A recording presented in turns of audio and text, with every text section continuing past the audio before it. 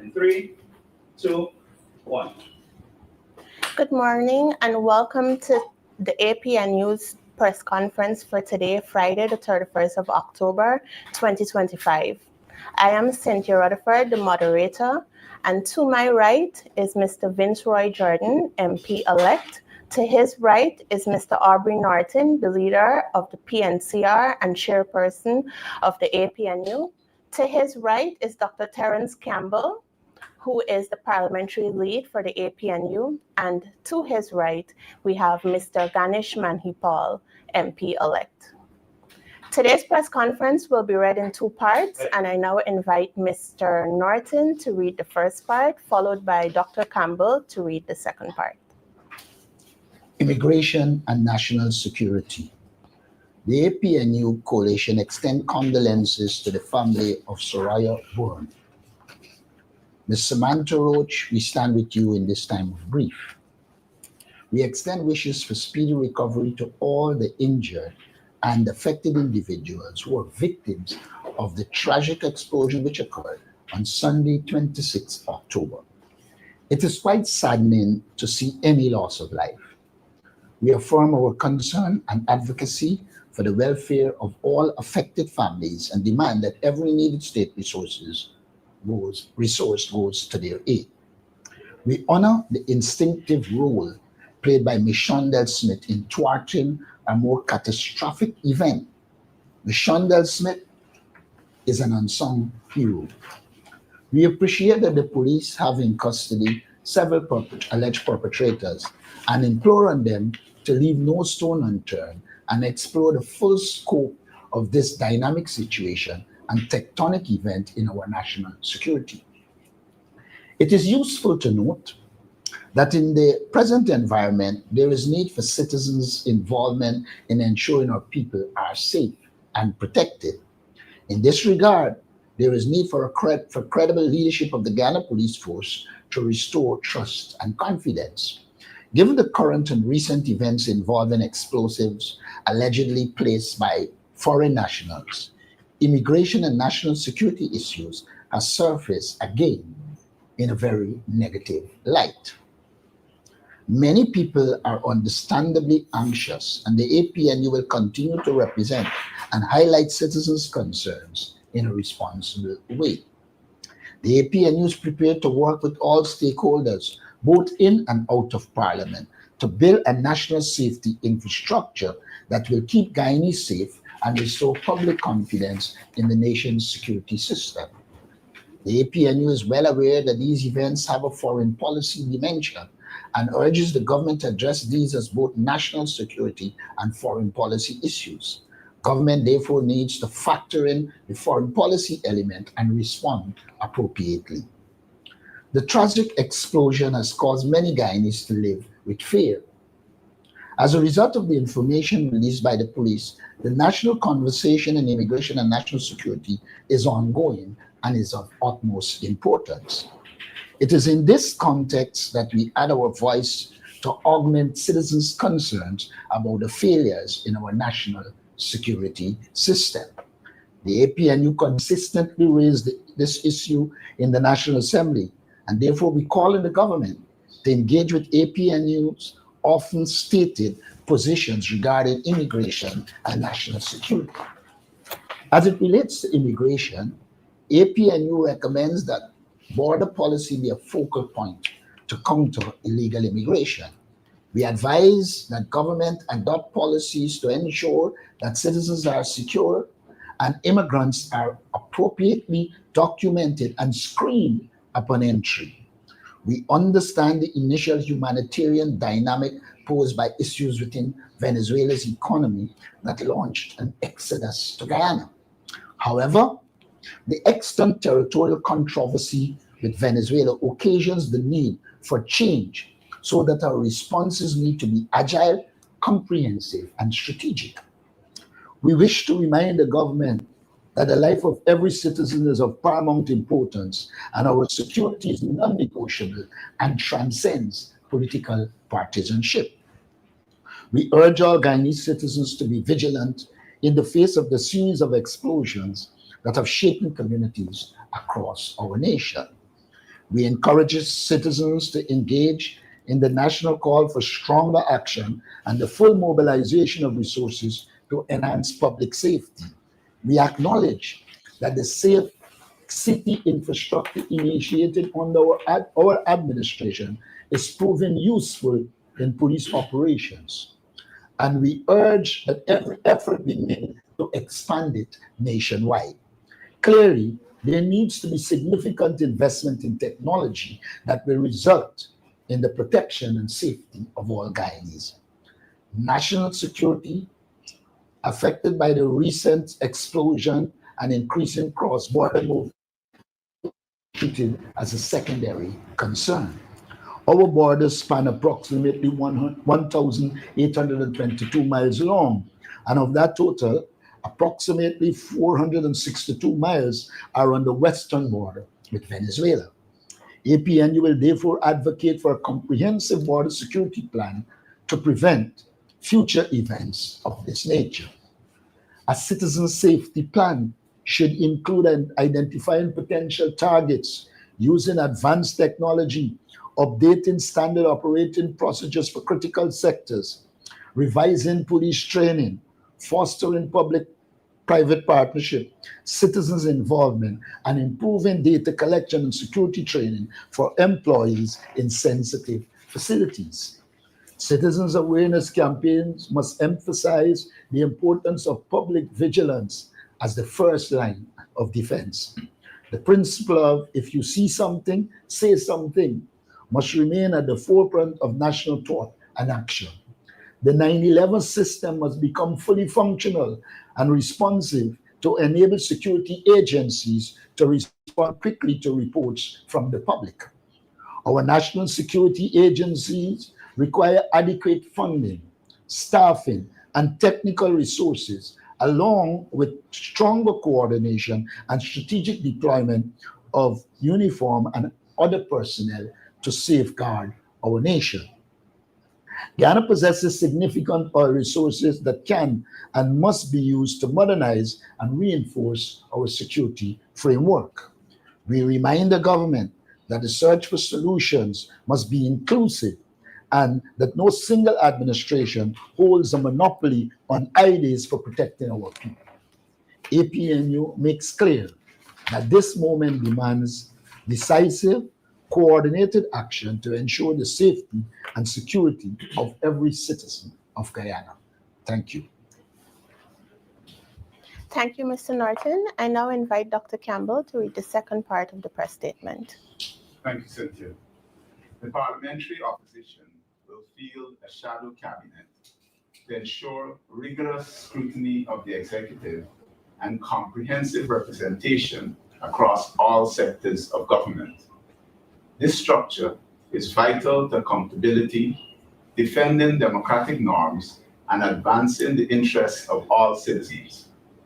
In the current configuration of the National Assembly, the APNU has named its shadow cabinet to press the government on issues of transparency, accountability, institutional responsibility, and effective parliamentary engagement. These assignments are aimed at ensuring that every facet of government is robustly scrutinized and that the voices of the Guyanese people are represented with clarity, conviction, and competence. The following are the shadow portfolio assignments. Terence Campbell, Ministry of Finance and Ministry of Health. Dr. Dexter Todd, Office of the Attorney General and Ministry of Legal Affairs. Ganesh Maipal, Ministry of Parliamentary Affairs and Governance and Ministry of Local Government and Regional Development. Riaz Rupnarain, Ministry of Foreign Affairs. Saiku Andrews, Ministry of Public Works and Ministry of Public Utilities and Aviation. Coretta MacDonald, Ministry of Education and Ministry of Labor and Manpower Planning. Vince Roy Jordan, Ministry of Agriculture and the Office of the Prime Minister. Juretta Fernandes, Ministry of Amerindian Affairs and Ministry of Tourism, Industry and Commerce. Cheryl Duncan, Ministry of Home Affairs and Ministry of Housing. Nima Flubes, Ministry of Youth, Sport and Culture. Sharma Solomon, Ministry of Public Service, Government Efficiency and Implementation, and the Ministry of Natural Resources. Dr. David Hines, Ministry of Human Services and Social Security. With reference to our parliamentary legislative agenda, we will focus on advancing bills, motions, and questions with the aim of pressing the government to ensure transparency, accountability, and equity. The APNU members of parliament will continue to engage the people of Guyana to represent their interests and publicize their concerns by offering well thought out solutions. Thank you, Dr. Campbell. I now invite questions on the press statement. Good morning to you, Dennis Chabon, Demerara Williams. To Mr. Norton or to Dr. Campbell. Could you say who will be shadowing the natural resources and specifically the oil and gas sector? That's Mr. Sharma Solomon. And who will be like experts guiding these shadow ministers apart from themselves focusing on them? We have always had a situation where we identify persons and we form a group and they're advised. We always had an oil and gas group, and that group will now see Sharma Solomon in it, and that he will have advice from that group. Dennis, I might add that also goes for the other ministries. For example, Foreign Affairs, our Foreign Affairs shadow will have the benefit of experts on foreign affairs to advise him, and those experts will include the leader of the PNCR and chairman of the APNU, Mr. Norton. So each ministry. Such as Mr. Patterson, be engaged in providing advice to the APNU in its quest to represent the issues in the oil and gas sector and even public infrastructure in this parliament. I see no problem in engaging Mr. Patterson. He's knowledgeable, and for us, there isn't a problem.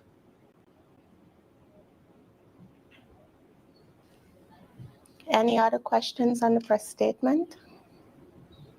Yes, good morning, Adam Harris. Sir, you spoke about the bombing and the impact on the Safe City program. I don't know if you listened to what the police had to say about the suspect coming into Guyana in one day and doing all of that and appeared to be quite knowledgeable of the environment. I don't know about this registration thing. For example, under such conditions, how would you register someone who sneaks across the border to do what he wants? Well, we believe that the government's approach is very limited and cannot be as comprehensive as it should be. If you listen to the press statement, and even before this, we had called for increased use in technology to be able to monitor our borders, etc. We always felt it was a good expenditure. When I listened to the Guyana Police Force, what was interesting to me, they were not at any stage giving any indication of how they arrived at this information about the person. And then you saw the normal thing that comes from the police. Oh, the man confessed. It would have been much better if the police had shown us investigative skills, and that from their investigation, they had garnered certain information and can say with a certain level of sureness that this is the person. As it stands, I believe there are a lot of loopholes in what they have said and done, and one will have to wait and see. But I do not know what is the mechanism they use to tell me that this man came in the day, did this act, and then the man seemed to have had a place that he's knowledgeable at Virgin Eugene. and that they could go and find him. But put all of that apart.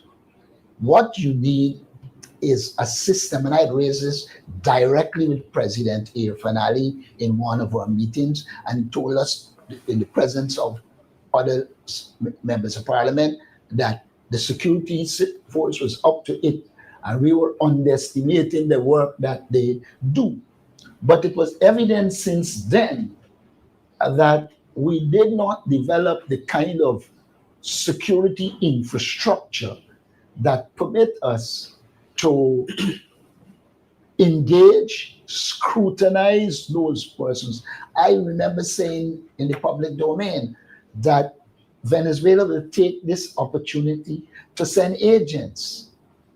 So, in my opinion, there hasn't been a proper approach to security to ensure that even the data they provided can be considered reliable.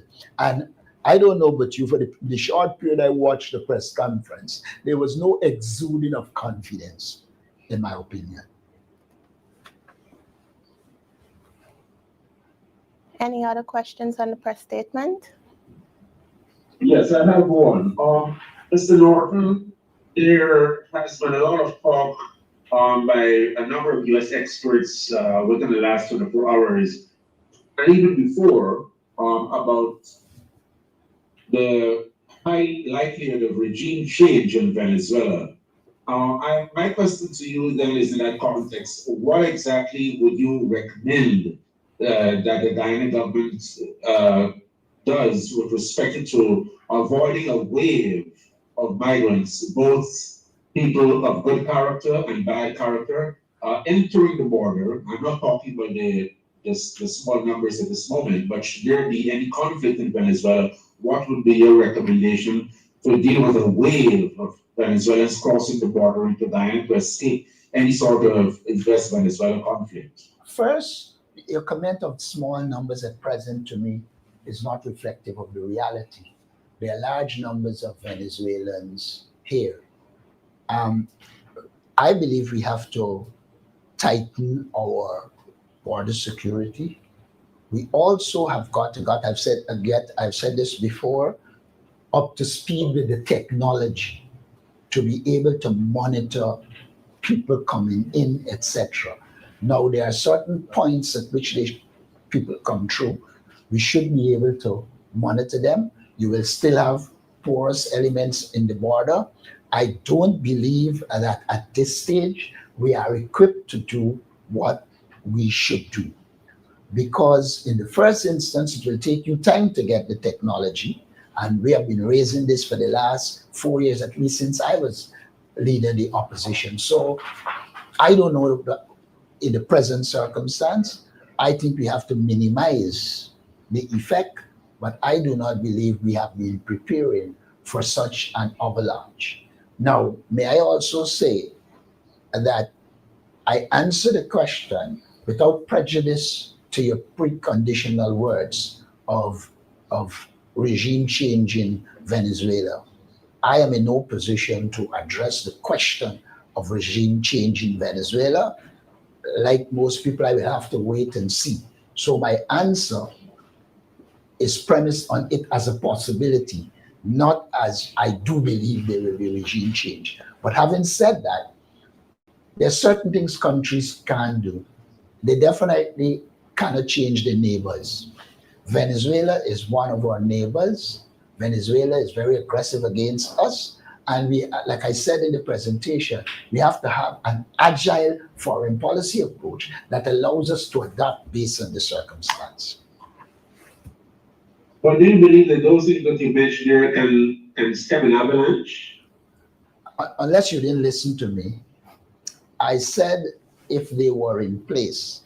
I also said that in the present situation, I do not see us stemming an avalanche. I recall saying we will have to try and minimize the impact. But to the extent that we haven't established the technology, to the extent that we haven't trained people to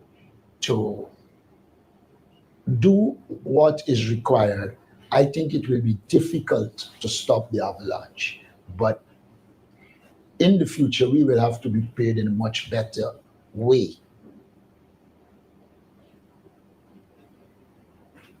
Any other questions on the press statement? I now invite any questions, general questions.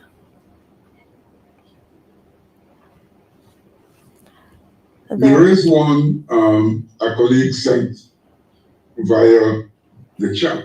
Perhaps you could read that because I have a question along the following line. Okay. The question reads, I'd like to know whether there was an update as it relates to the appointment of the Chancellor and the Chief Justice. Has President Ali written to Mr. Norton regarding same? Now, I don't know what update the person is looking for, but I can say to you that President Ali did send me a letter on the issue.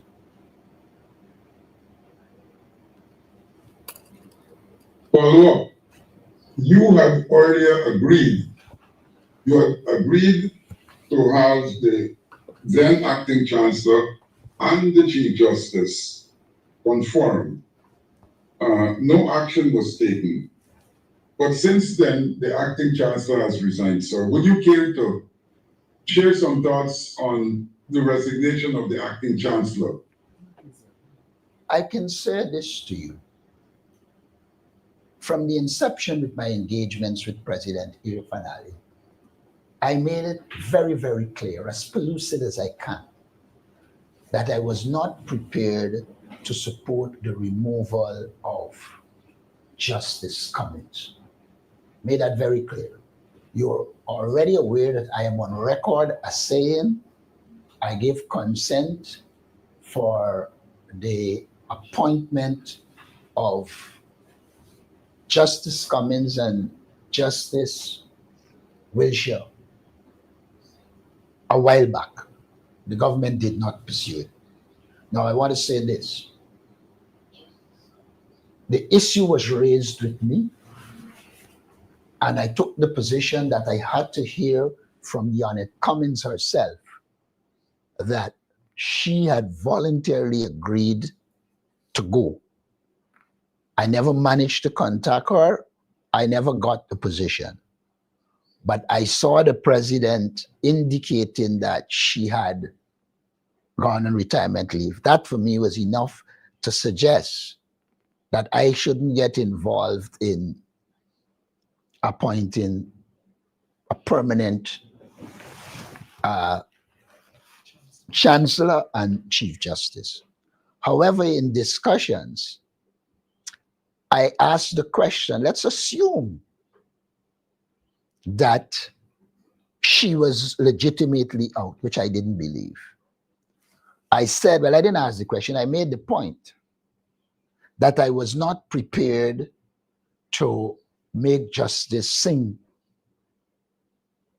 Chief Justice and confirm it. I was not prepared to do that. In fact, in speaking with one person who engaged, I said to that person, I had a problem with supersession and that there were other persons there who were of better character and didn't have some of the public outbursts that Singh had.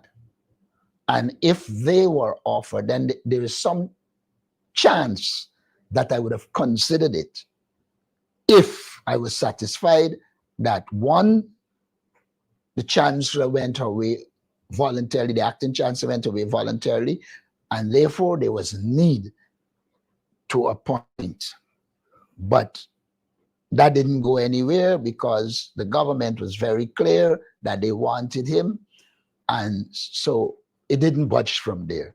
And had I actually, let's assume that they had agreed and chose one of the senior ones, like I said to people around me, I was going to consult with Azruddin on the issue before I make a decision. Thank you. That brings us to the question then, sir. Sorry, of the letter that President Ali wrote to you seeking the confirmation of Justice George. And I heard your position, but seeking the confirmation also of Justice Sin. Have you replied to him, sir? No, I haven't. I didn't feel, we had a court case on what constitutes meaningful consultation. I wasn't prepared to confirm with them, and I didn't write because I didn't want the letter to be used as some form of consultation. Even on the first occasion when you wrote me on the issue, I did not respond. And I did not respond to this one because I know of the tendency of using anything you would have written as if you were meaningfully consulted. Don't forget that we took a case to court on that matter, and the Chief Justice acting at the time, Roxanne George, ruled that it was consultation. And since then, I have never ever become involved in that, except I'm clear, we're satisfied, and this is what we'll do, and then I will write. But I didn't respond. Mr. Norton, but with time drawing near for the next parliament to convene after the last general elections, to what extent do you believe you might be losing a good opportunity to at least have Justice George confirmed as a substantive chancellor, in keeping with your earlier, well, holistically, your earlier wish for both herself and then Chancellor Cummings to be confirmed? Aren't you losing at least 50% of the opportunity here to get one of them confirmed?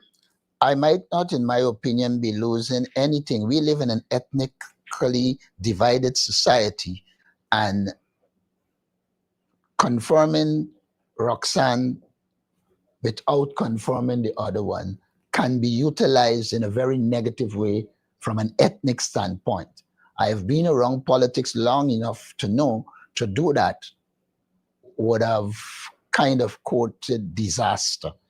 And so the position was taken to not do it. In my opinion, it's not about me. I don't care very much about these opportunities that you would have talked about. For me, it's a question of this nation, and the things we do must be done in a way that we don't allow those who would want to make it into an ethnic issue to do so. And so in the circumstance, I felt that I will not go down the road of confirming any one of the two. But I am on record as saying I have no problems with Justice Roxanne George.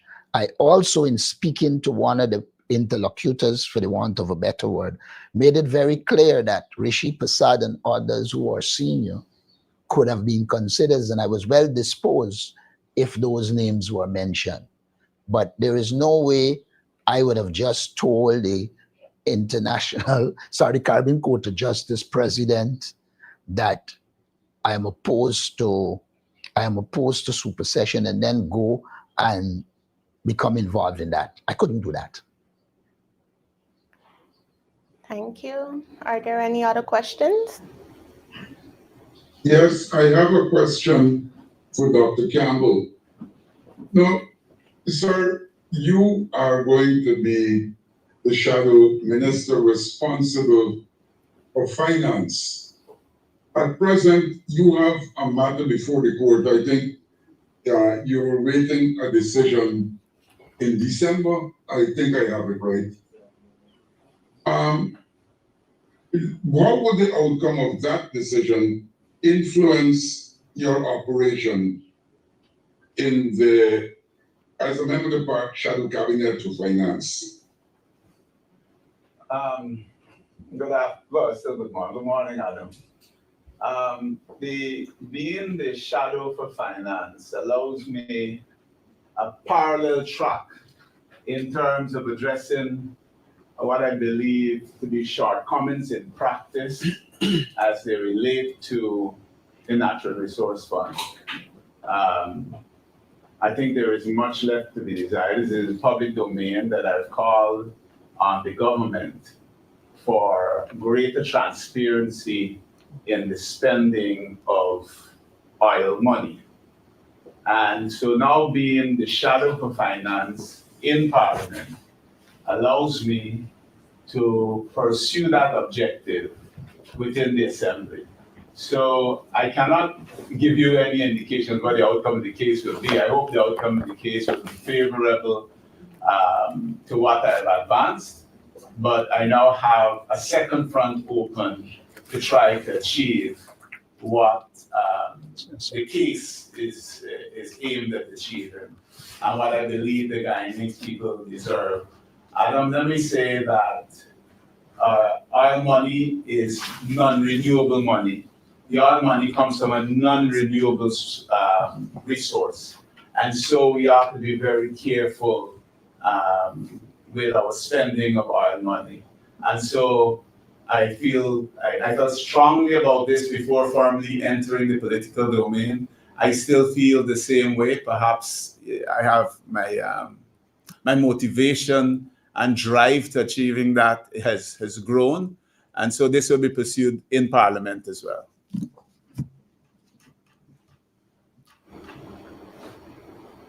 Thank you. Are there any other questions? Before you go, one of the things I wanted to say that I should have said. In my opinion, what happened to Justice Cummins is a dangerous precedent. And it is unfortunate that this society doesn't speak out on issues like that. But it's a dangerous precedent, and clearly I would not have wanted to be part of that kind of thing. I did say to the president directly that apart from the fact that I know Justice Cummins, who was from Linden, and I knew the family, he himself had said at one time that she did a good job. And therefore, I felt her being removed was a bad precedent and not something I wanted to be associated with. If she had come out and said, well, look, I agree, etc., it might have been a different ballgame. But in the context of how it happened, no. Thank you. Are there any other questions or comments? I hate having to dog, this press conference by asking so many questions. There is a question I want to ask, and perhaps Mr. Mahipal might want to help me with this one. Now, you're responsible for local government in the shadow cabinet. What is happening in Region 10 with the clerk actually refusing to convene a meeting of that council? Adam, I would prefer to answer that. I don't know what the town clerk is doing. What I do know, it's a regional issue. The regional leaders are dealing with it and advising us, and we would not want to go down the road of commenting on that process unless we are well advised by the people involved in the region. I see the hand of Very well, Mr. sir. Thank you. I see the hand of Mr. Benchcock. Please go ahead.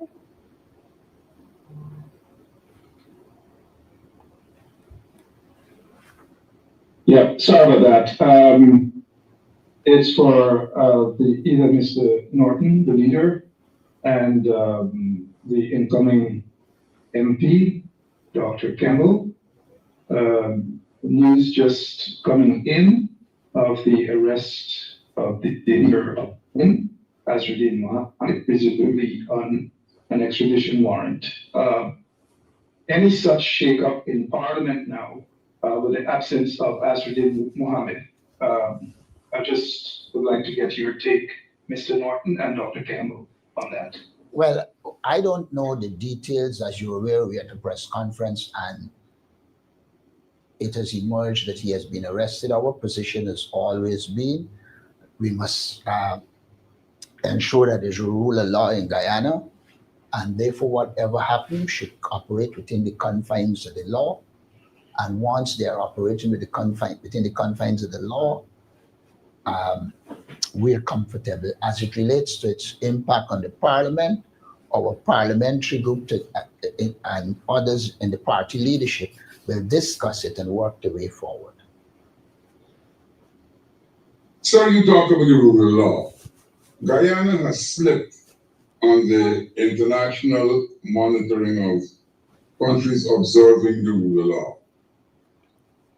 Why do you believe, given all that has been happening, that this government would adhere to the rule of law? Well, I am well aware that the government doesn't adhere to the rule of law.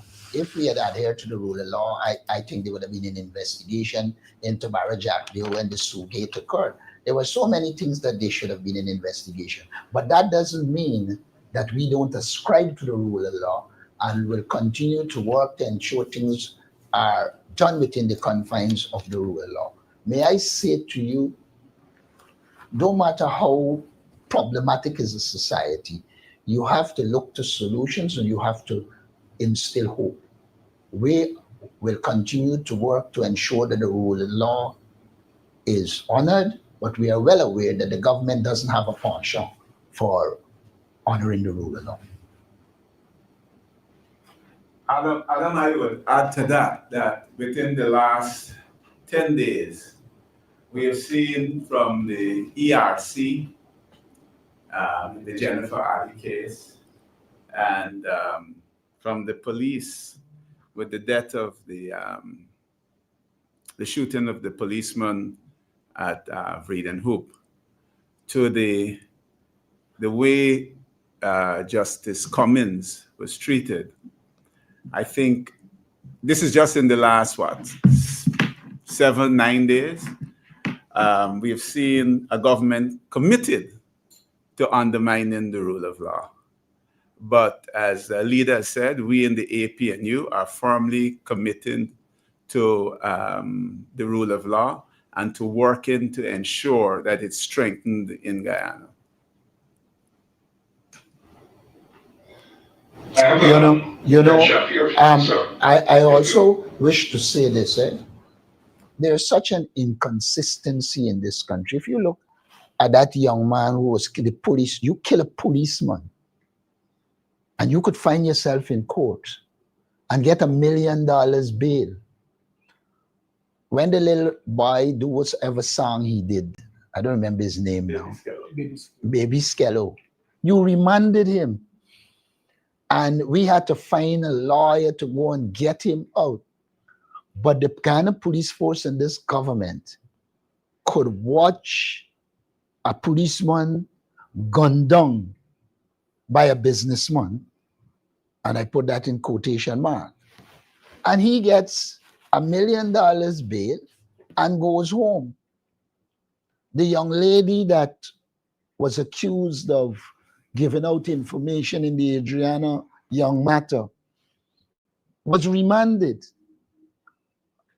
But you have a man that commits murder. Not only is he remanded, but you didn't even go anywhere to a trial. You charge him for manslaughter rather than murder and allow the court to determine if it's murder or manslaughter. You're seeing the clear bias at the ethnic and other levels in the society. Yeah, but that brings us to the point.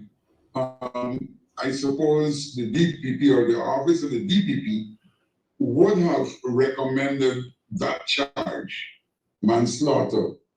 I have no idea of what evidence was presented to her or what kind of investigation the police did. Did anyone raise any question challenging the information that might have been provided to the DPP? Well, I don't know that any information was provided to the DPP. They didn't say that.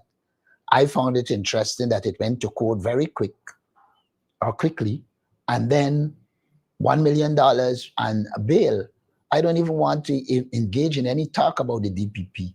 It is clear that it is unfair and that justice is, or the laws are selectively used. I'm 99.9% sure that if you go and check the background of the police, the person who committed it, he is likely to be close to someone in the People's Progressive Party.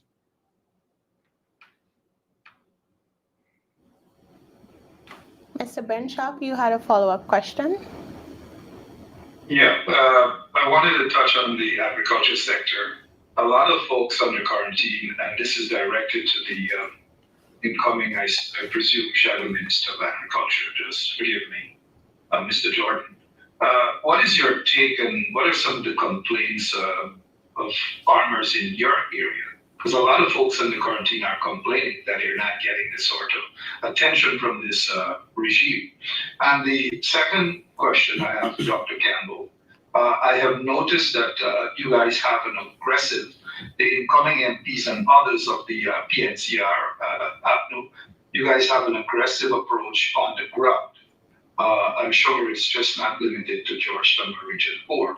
But what are some of the complaints, which I think is commendable, but what are some of the complaints you guys have been hearing from the residents as it pertains to lack of good governance from this government? Thank you. All right, thank you for your question, Mark. Well, firstly, I must say to you, one of the biggest cry and complaint by one of the largest sector of farmers, the rice farmers, is that they're not getting the price for paddy. But before we get to the price for paddy, we must understand that our market has collapsed simply because the amount of chemical that is found within the paddy that we are exporting, the European market has rejected our paddy. This is what the Minister of Agriculture was asked on many occasions by myself and others in the National Assembly, and he has refused to admit to that. Apart from that, there is no proper storage, any system that is set up to provide storage for farmers when they would have harvested their crops that they can store until a time when price might be right, or the case where government might buy or other millers might buy from them, and then they utilize when there is a shortfall. The case on the ground is that farmers are facing hardship going back to the fields because when they go to the mills and they are offered, in some cases in Berbice, Region 5 and 6, you're given $2,000, $2,800 per bag of paddy. And then in other cases, when you have the grading of the crops, of the paddy rather, you find that you lose far more. Some people go home with $1,000 a bag. And so the frustration to farmers and the level at which it is that farmers cannot return to the fields. Apart from that, you find that farmers are also complaining about the proper, I should say, work program of the extension officers. If you know, during our campaign or during the campaign, we would have promised that one of the things we will do, which we made a policy, is that we will ensure that we provide extension officers to every single community. We went so far to say to the Guyanese public that we will ensure that we have it in a systematic manner, that every NDC is afforded the opportunity to have persons in specialty of plant science, animal science, and so farmers don't have to leave their local area to go to GRDB at some location at Borma or come to Ogle to have assistance. But we have specialists right in the community.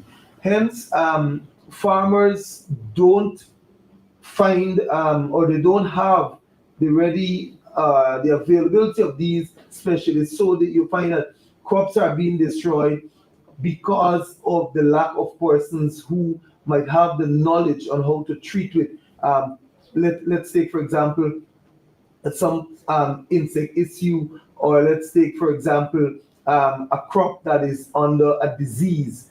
And so farmers are complaining very much about that, and also the cost for farm supplies. The government went out there, I think it was when the president was being inaugurated, he made mention of the cutting costs for agricultural equipment. But when you go to the shop, in actuality, you find that the actual cost for some farming supplies, especially when it comes to cash crop farmers, it is a difficulty purchasing supplies for farms. And also you find that these benefits in terms of VAT removal and all of that, it takes effect at with the larger businessmen. They make the monies because they save from the importation, but the small man still has to pay the price that is normal. So there's no reduction, there is no benefit to the small man. So you still have to face the brunt of the cost for both supply, the production cost, and then in the end, when you harvest, it is a challenge to get a price that can really take you back to the farm. Mark, you asked about, you mentioned our outreach and the aggressive, I think was your word to describe it. And yes, I can assure you that that outreach will be nationwide. And you will see MPs across the country continuing the outreach activity. The complaints are numerous, but I'll just mention a couple. Last week, leader at this press conference addressed the issue of water. And this week we were on Sideline Dam, and those residents complained that under the APNU AFC government, water mains had been run into their community. But as soon as the PPP came in, they abandoned that project. And so they still don't have direct water to that Sideline Dam community.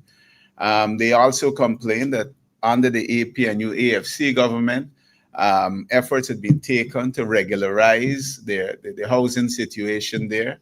That too has been stagnant since 2020. And that's a complaint that we also heard in Plum Park, where the process of regularizing that community and transferring to the mayor and city council is also not moving. So these are some of the things, housing, water, and so on, water issues that we hear when we go out on those outreach missions. Thank you. Are there any other questions? Just one, and this is for Dr. Campbell. Sir, obviously a budget would have to be presented. How familiar are you with budget presentations so that you can be very, how do I want to say, very efficient during the budget debate? Bearing in mind that you are going to be the main PNC speaker, I think, on the budget. Adam, let me say that it is obvious that I've never been involved in preparation of the national budget. However, it's close to 40 years ago that I was very much involved in the start of the budgetary process at the Hand in Hand insurance company. Just as we started to utilize an annual budget, I was very much involved in that. So I've been dealing with budgets and budgetary issues, not at the macro level, the national level, but at the corporate level for almost 40 years. I believe that some of the experience gained there will serve me well as I address the issue of the national budget. Let me also say that one of the things that 40 years in business has taught me is to recognize what I don't know and to seek help in order to become better informed on the process and analysis of the budget. You will find that I will bring a different approach than perhaps has been seen in the past by any shadow of finance in terms of dealing with the budget. I'm not going to reveal what the approach is, but I will lean on external resources, both internal in the PNC and external from the PNC. There is no Minister of Finance, be it Ashley Singh, Winston Jordan, Carl Greenwich, whoever, that can rely entirely on their own knowledge for budget preparation and policies and so on. You always have to turn to a bench of advisors to guide you and seek their counsel. And so as a shadow, I will do the exact thing. I'm not afraid to do so. And in fact, this is just good business practice, and it's good practice for any shadow minister, whether you're shadowing finance or agriculture or anywhere. So I do have a bench from whom I will seek advice, and I will not be shy about seeking and interrogating that advice. I can add, Dr. Camden's been modest, but in recent times, he has been contributing to our budget presentation. In fact, some of the information in my budget presentation 2024 was as a result of direct discussions with him. And so the first thing I want to say is that I am convinced that he's competent to handle finance. And the second thing I want to say is that he will have at his disposal many of the people who help us in terms of budget preparation. Like he said, it's not a one-man job. I have a final question, if possible, please, Chair. Go ahead. Thank you. It has to do with what may very well be a shift in Parliament with regards to the high possibility that the leader of WIP, Azruddin Mohammed, is not going to go in Parliament. That's just my opinion based on the recent developments. Can the nation see a cooperation where both APNU and WIP decide on a possible APNU candidate, maybe the names such as Dr. Campbell be placed there to be elected as the opposition leader? Are you guys thinking of that sort of cooperation? And what about the deputy speaker? Or are we just going to wait until Parliament convenes to see some of the results? Are you guys putting up a candidate for the deputy speakership? As a political party, we have discussed these issues in depth. And one of the decisions we took is that we're not going to put out there our position on the issues. We will wait to see how Parliament emerged. This one with Azruddin is a new one. But I would say we must of necessity cooperate or work with WIN. There are times when we work with the PPP. It is well known. I know people make a lot of noise but on the Ghana-Venezuela territorial controversy, we have always stood united because we believe it's the right thing to do, though a lot of times we don't support everything that they did. So I would say to you, we have done our discussions on the other issues. Now, with the announced arrest of Azruddin, we will have to go back to the drawing board and look at all the options and then formulate where we stand on this issue rather than sitting down here and just pointing out without the kind of discussions that is necessary for this kind of activity. I know I've said final, Mr. Leader, and forgive you guys. I didn't join in the beginning, but has there been any sort of resolution with the chairman and the deputy chairman, the vice chair for Region 10? Well, we did answer it and said that it has been handled by Region 10, and they will advise us and we will advise them. And at the appropriate time, we will say to the Guyanese people, this is the situation. But for now, it has been handled by the persons in Region 10. Mr. Norton, as a veteran politician, do you believe that the arrest of Mr. Mohammed and possible extradition will now weaken his party? I'm not a speculator. I'm a person who'd like to look at things and analyze them and then arrive at conclusions. I wouldn't give a premature judgment on an issue like that. Thank you. Okay. And Mr. Norton, you were resting. I'm still resting. I'm still resting. You haven't rest yet? No, not at all. And the party needs all legs on the ground as it stands now. Even as an old man, I still got my foot on the ground. I mean, don't you think you should just terminate the rest and return to the political scene? I never said that I'm resting oblivious of work. In fact, that I am here is indicative of the fact that I punctuate the rest with work.